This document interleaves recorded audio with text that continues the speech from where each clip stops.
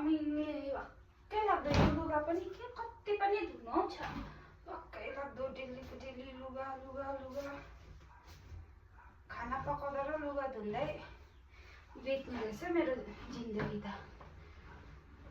यो पेन फेरि के साह्रो मैला परेको डेलीको डेली डेलीको डेली। यो गोजीहरू पनि के छाम्न हौ यसो फुटेको कडी पनि 1 रुपियाँ पनि पाए पो गोजीहरू पनि छाम्नु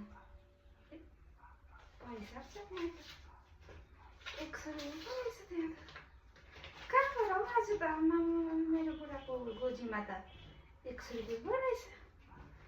भगवान् आज त कहाँबाट हाल्छ हौ।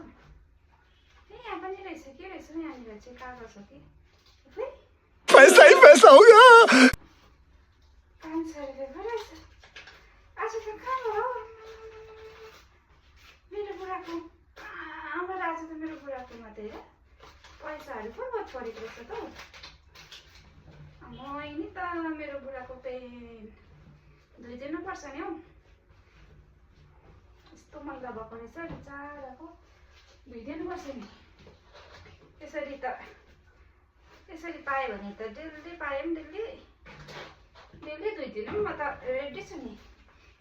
यो त लुगाइहाल्नु पर्छ अहिले भेट पाए खोज्यो भने छैन मैले त भेटिनँ भनिदिन्छु। त लुगाइहाल्नु